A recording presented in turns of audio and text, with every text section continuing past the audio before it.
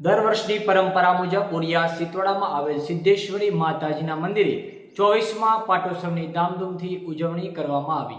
આ પાટોત્સવને લઈને ધાર્મિક કાર્યક્રમોનું સુંદર આયોજન કરવામાં આવ્યું હતું। ત્યારે આ પ્રસંગે સંતો, મહંતો, માઈ ભક્તો તેમજ ગ્રામજનો મોટી સંખ્યામાં ઉપસ્થિત રહી માતાજીના દર્શન કરી પ્રસાદી લઈ ધન્યતા અનુભવી હતી।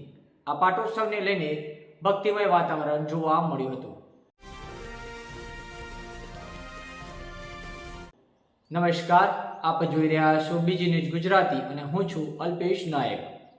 સાબરકાંઠા જિલ્લાના પ્રાંતિજના બોરિયા સિતવાડામાં આવેલ શ્રી સિદ્ધેશ્વરી માતાજીના મંદિરે દર વર્ષની પરંપરા મુજબ આ વર્ષે 24મા પાટોત્સવની ધામધૂમથી અને ભક્તિભાવ સાથે ઉજવણી કરવામાં આવી હતી, જેમાં 3 દિવસીય વિવિધ ધાર્મિક કાર્યક્રમોનું સુંદર આયોજન કરવામાં આવ્યું હતું।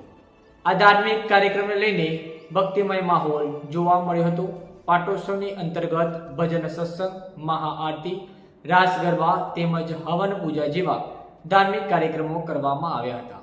પાટોત્સવમાં 4 યજમાનોએ હવનમાં બેસી ધાર્મિક લાભ મેળવ્યો હતો। ભૂદેવ ગોકુલભાઈ શાસ્ત્રી તેમજ અન્ય ભૂદેવ દ્વારા હવનની વિધિવત પૂજા અર્ચના કરાવવામાં આવી હતી।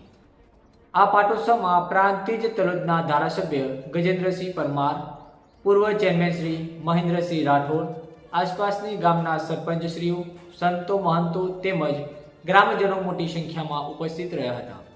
ઉપસ્થિત મહેમાનો અને સંતો મહંતોને કુમકુમ તિલક કરી શાલ ઉડાડી સન્માન કરવામાં આવ્યું હતું। પાટોત્સવ દરમિયાન મોટી સંખ્યામાં માઈ ભક્તોએ માતાજીના દર્શન કરી પ્રસાદી ગ્રહણ કરી ધન્યતા અનુભવી હતી।